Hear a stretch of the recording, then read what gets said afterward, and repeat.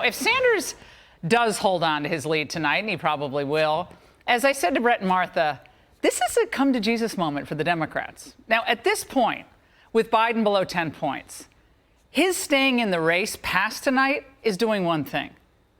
It's helping Bernie Sanders. So the Democrats, think about this. They created this monster of radicalism by tolerating for a long time now this anti-free market, anti-business, anti-law enforcement, anti-borders, and some people think anti-American strain in some quarters of their party. Now the chickens are coming home to roost.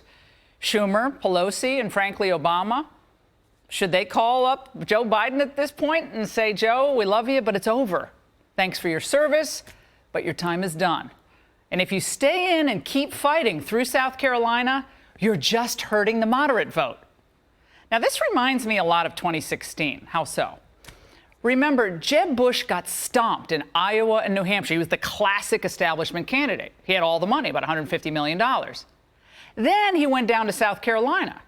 He even brought his brother, George W., former two-term president, in. And he still couldn't win. And just like Biden is now, Jeb was the establishment. He had tons of money, but once he started getting into trouble, what happened? He began attacking not Donald Trump so much, but Marco Rubio, the only other threat among the then establishment candidates. So for you moderates, it will either be Bloomberg, Mayor Pete, or Klobuchar. You need to pick one at this point. It's not going to be Biden. If you want to beat Sanders, you sure don't want to go into Super Tuesday with, say, I'm just doing this off the top of our head here. Let's say Bernie has 25. Bloomberg has 20, Klobuchar has something around 20, Mayor Pete has 15 to 17. You have to form a coalition now. Not that you'll take my advice, but I think the moderates should coalesce behind one person.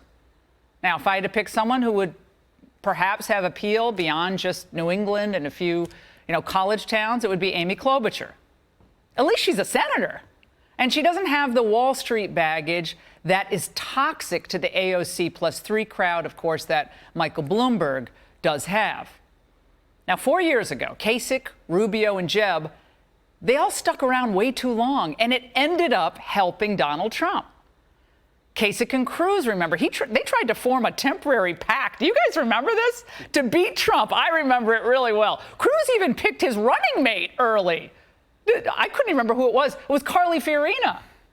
None of this worked. The Trump juggernaut past South Carolina kept rolling along. Then it was too late. The same will happen with Bernie.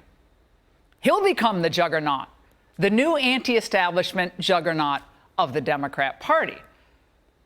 But what if it's Bloomberg and Bernie after Super Tuesday? Do you really think that you're going to convince the base, energetic for real change, to choose Bloomy over Bernie at that point? Good luck with that. Not going to happen. Remember, by the middle of March, or maybe even a little bit earlier, this is all going to be over. People think this is going to drag on brokered convention. It's never going to happen. The experts who pick a brokered convention, I laugh at them every time. It's never going to happen. No way. They're not going to go into Milwaukee to try to deprive Bernie of the nomination if he has more delegates. There'll be a complete revolt in the party. If they're going to beat Bernie Sanders, who's been a phenomenal retail politician, they need to stand united tonight behind one moderate candidate before Super Tuesday at the very least. Maybe they can wait till tomorrow morning. Now, if they don't do that, the left-wing populist Bernie will win the nomination.